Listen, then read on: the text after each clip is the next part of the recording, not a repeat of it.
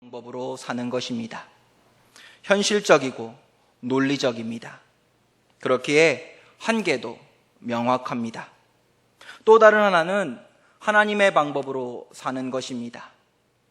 때때로 비현실적이고 또 비논리적이기도 합니다. 그렇기에 한계가 없습니다. 뜨거운 햇빛만 비추는 아무것도 없는 각박한 땅에 한 사람이 자리를 잡았습니다. 무슨 이유에선지 그 사람은 그 자리를 떠나지 않았고 뜨거운 햇볕을 그대로 맞아가며 땀을 흘리며 암만을 주시하고 있었습니다. 이때 그 땅에 조그마한 넝쿨 싹이 올라왔습니다. 아무도 뿌리지 않은 이 싹은 물도 거름도 주지 않았는데 쑥쑥 자라더니 이내 그늘을 제공해 줄 만큼 자라났습니다. 뜨거운 태양 아래서 힘듦을 각오했던 그 사람은 갑작스러운 이 상황에 한없이 행복했습니다. 그렇게 하루가 지나고 다음날 다시 찾은 그 자리엔 아무것도 없습니다. 이날 새벽 어디서 왔을지 모를 벌레가 그 잎과 넝쿨을 모두 갉아먹어 버렸기 때문입니다. 이는 요나서에 등장하는 박넝쿨 이야기입니다. 어떻게 이런 일이 있을 수 있어? 비현실적이야, 비논리적이야 말씀하실 수 있을 것입니다. 그런데 곰곰이 생각해 보십시오. 하루아침에 난 영문도 모를 박넝쿨 때문에 즐거워하는 것, 하루아침에 사라진 박넝쿨 때문에 다시 본래의 자리로 돌아갈 뿐임에도 불구하고 슬프고 마음 아파하는 것, 우리네 인생과 똑같습니다. 영문도 모르고 태어났습니다. 그곳에 부모님이 계셨고 형제, 자매들이 있었습니다. 손에 이끌려 생각지도 못한 사람들을 만났습니다. 은사라 부를 만한 선생님을 만났고 막역지우라 자랑할 만한 친구도 사귀었습니다. 우연찮게 사랑하는 사람을 만나 최선을 다해 사랑했으며 여전히 상상을 초월하는 그 누구와도 바꿀 수 없는 사랑하는 자녀들이 내 곁에 있습니다. 우리의 생각이 자라고 지식이 쌓이면서 우리가 아무리 현실적이고 또 논리적인 것을 따지며 살아간다 해도 우리의 인생의 근간을 이루는 진짜 배기들은 이처럼 현실적이고 논리적인 것보다 비현실적이고 비논리적인 것이 더 가까워 보입니다. 인생의 즐거움, 괴로움은, 어려움은 또 어떻습니까? 갑자기 생겨난 박넝쿨처럼 툭툭 튀어나왔다가는 하룻밤 사이에 사라져버리고 맙니다. 같은 상황임에도 어떤 때는 기뻐하고 또 어떤 때는 슬픈 이유가 바로 여기에 있습니다. 그렇습니다. 우리의 인생은 그 근간부터 내 방법으로 이루어지지 않았습니다. 시작부터 하나님의 방법이고 그 과정도 하나님의 방법으로 살아가고 마지막까지 하나님의 방법으로 마치는 것입니다. 이것을 믿는 것, 이를 신뢰하기 때문에 나를 향한 내 방법에서 돌이켜 더 크신 하나님의 방법을 믿는 것, 이것이 믿음입니다. 회개이고 신앙 생활입니다. 오늘 말씀은 내 방법이 아닌 하나님의 방법을 바라보라 우리에게 교훈하고 있습니다. 말씀을 보겠습니다. 42절입니다. 42절 말씀을 함께 읽겠습니다. 시작.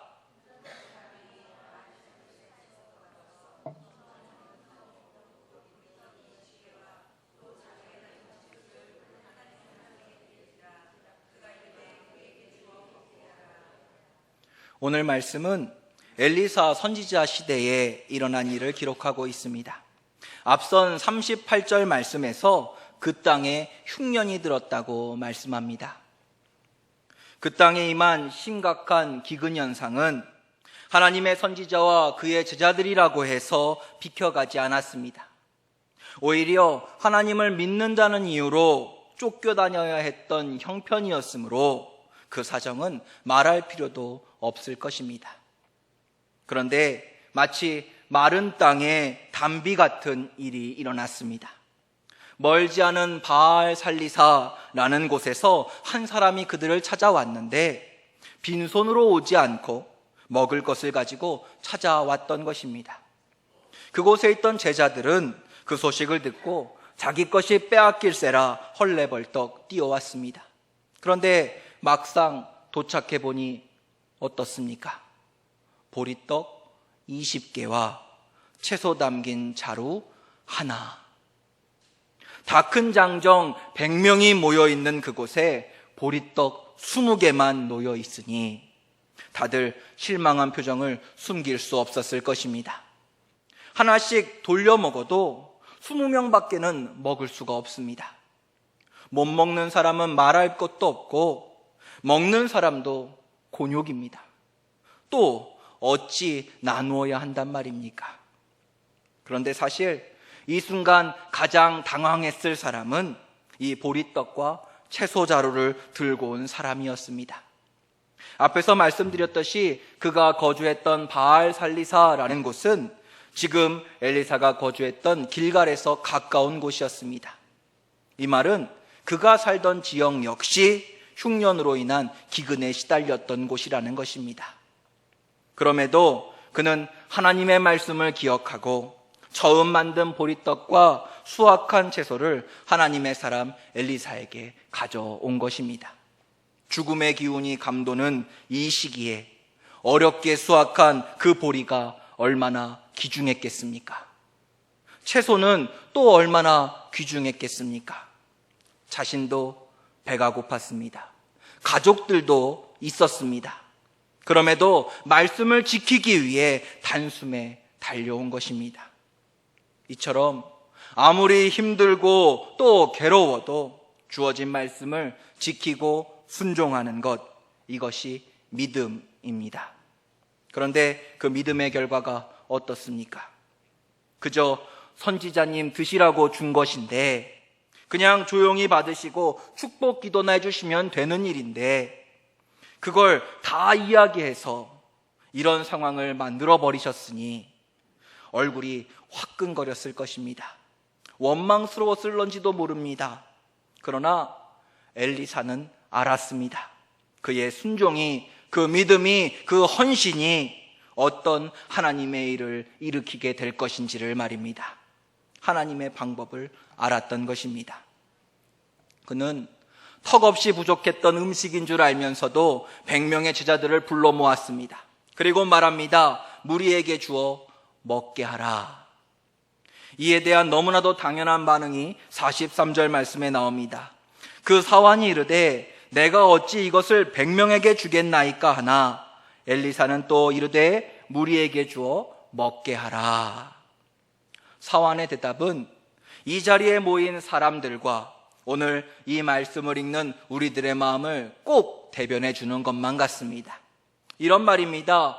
이것을 100명에게 어찌 나눠주라는 말씀이십니까? 좀 현실적으로 생각하시고 좀 논리적으로 말씀해 주시기 바랍니다. 그런데 44절입니다.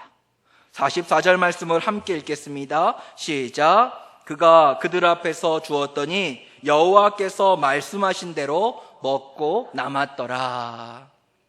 여호와께서 말씀하신 대로 먹고 남았더라. 사환은 더 이상 말을 할 수 없었습니다. 그곳에 모인 제자들 역시 마찬가지였습니다. 그들은 모두 한없는 부끄러움에 고개를 숙였기 때문입니다. 한 사람의 수고와 헌신, 믿음의 고백과 행동이 그곳에 모인 모든 사람들의 굶주림을, 그 굶주린 배를 채우고도 남는 놀라운 일을 직접 체험했기 때문입니다. 내 방법이 틀렸다라는 것을 알았으니, 내 생각이 틀렸다라는 것을 알았으니 어찌 자신을 뒤돌아보고 회개하지 않겠습니까? 오늘 저녁 주님을 예배하기 위해 바쁜 일상을 뒤로하고 우선순위를 주님께 두고 달려오신 사랑하는 성도 여러분, 여러분은 이 자리에 나오시기 위해 어떤 부끄러움을 당하셨습니까? 어떤 어려움이 있으셨습니까? 주님이 아십니다. 부지런히 심으시기 바랍니다. 반드시 자라나게 하시고 열매 맺게 하시는 하나님을 만나게 될 것입니다. 오늘 말씀을 통해 또 한 가지 살펴볼 것은 엘리사의 변하지 않는 대답입니다. 무리에게 주어 먹게 하라. 누가 봐도 적은 보리떡 그것을 가지고 수많은 제자들의 따가운 눈총과 믿었던 사환의 불신의 언행을 듣고서도 그의 말은 한결같았습니다. 무리에게 주어 먹게 하라. 마치 오병이어 사건에 예수님이 떠오르는 장면입니다. 그 정을 양을 가지고 하늘을 향해 축사하시며 그 수많은 무리들에게 나누어 주라 말씀하신 예수님. 이 두 사건엔 세 가지 공통점이 있습니다. 하나는 모두 한결같이 먹이고 싶어 했다라는 것입니다. 도와주고 보살펴주고 챙겨주고 싶어 했습니다. 또 그들이 가지고 있는 것은 그들의 필요를 채우기에 턱없이 부족했습니다. 마지막 하나는 먹이고 싶은 대상이 똑같습니다. 하나님을 따르는 사람들, 예수님과 함께한 사람들이 그 대상입니다. 오늘 말씀은 먹고 남았다라고만 기록하고 있어서 정확한 느낌이 아쉬운 면이 있습니다. 그런데 오병이어의 기록은 이 정확한 느낌을 잘 살리고 있습니다. 그들이 다 배불리 먹었더라.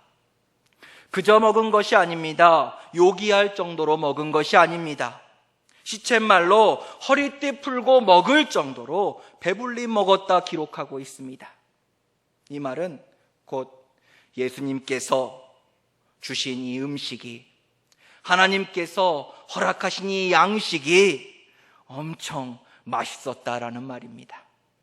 그래서 무엇보다 맛있게 배부르게 먹을 수 있었습니다. 이는 오늘 말씀도 마찬가지입니다. 100명의 제자들 하나도 빠짐없이 배불리 먹었습니다. 그간에 허기졌던 것이 생각나지 않을 만큼 풍족하게 맛있게 먹었습니다. 내 방법으로는 해결은커녕 도리어 더 큰 문제거리였는데, 하나님의 방법으로는 그냥 해결되어지는 정도가 아니라 양과 질 모두 해결하기에 충분했다라는 것입니다. 그렇습니다. 이 두 말씀 속에 먹이고 싶은 마음은 우리를 향한 하나님의 마음을 대변해주고 있습니다. 그런 주님의 손을 거치면 우리가 항상 경험하는 삶도 새로워집니다. 항상 같다고 투덜대던 그 환경도 여건도 가장 좋은 것, 감사한 것, 무엇과도 바꿀 수 없는 소중한 것으로 변하게 되는 것입니다. 분명 적은 양입니다. 보리떡 20개로 성인 장정 100명입니다. 보리떡 5개와 물고기 2마리는 어린아이 1명 배불리 먹을 수 있는 양입니다. 말도 안 되는 이야기입니다. 그러나 우리를 향한 하나님의 마음을 안다면, 그 마음을 믿는다면, 사랑하는 성도 여러분, 오늘 이 시간 구하시기 바랍니다. 하나님은 무엇이든지 하실 수 있습니다. 오늘 말씀 이전에 38절부터 41절까지의 말씀을 보면 심지어 독까지 변하여 그들의 필요를 채우시는 하나님의 능력을 기록하고 있습니다. 죽음에서 살리시는 능력을 보여주신 것입니다. 2만여 명이 넘는 사람들을 앞에 두고 떡 5개, 물고기 2마리, 이까지 것이 무슨 도움이 되겠습니까? 100여 명의 제자들 앞에서 보리떡 20개, 오늘 나의 마음, 나의 정성, 누구와 비교해 보아도 부족하고 부끄러운 이 정도로 과연 무슨 일이나 해낼 수 있겠습니까?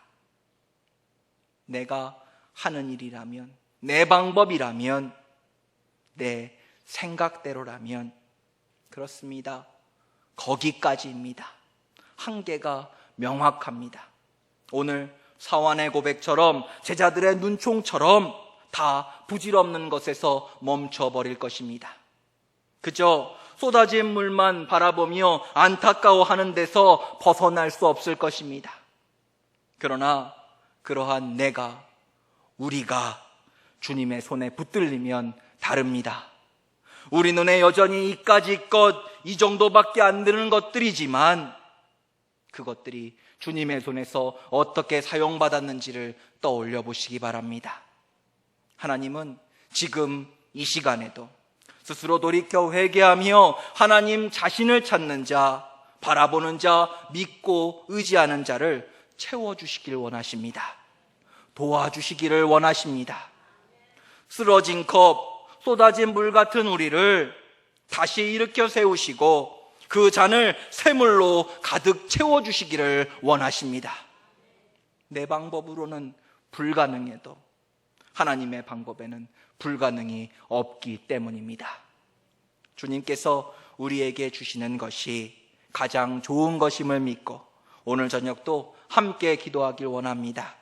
그리하면 하나님께서 더 큰 것으로 더 풍성하게 채우시고 먹이시며 입히시는 놀라운 은혜를 내려주실 것입니다.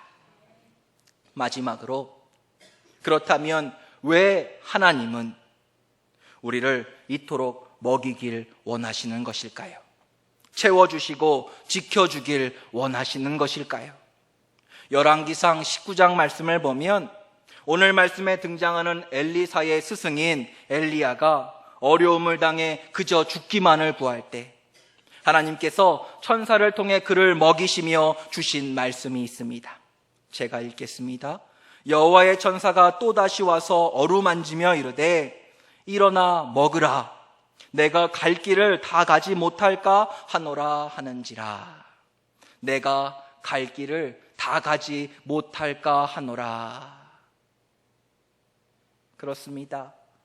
우리의 인생에도 기도도 찬양도 심지어 눈물까지도 앗아가는 피곤과 절망이 찾아올 수 있습니다. 그렇다 할지라도 사랑하는 성도 여러분, 하나님께 나아오시기 바랍니다.